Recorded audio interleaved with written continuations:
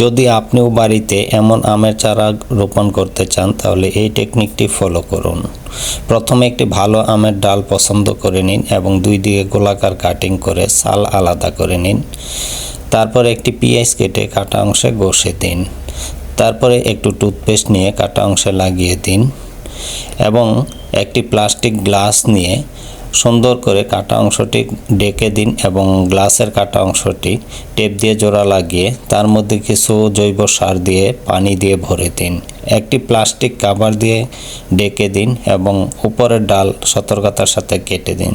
30 দিন পরে দেখবেন সুন্দর চারা গজিয়েছে এবং মূল শাখা থেকে গাছটিকে সতর্কতার সাথে কেটে নিন।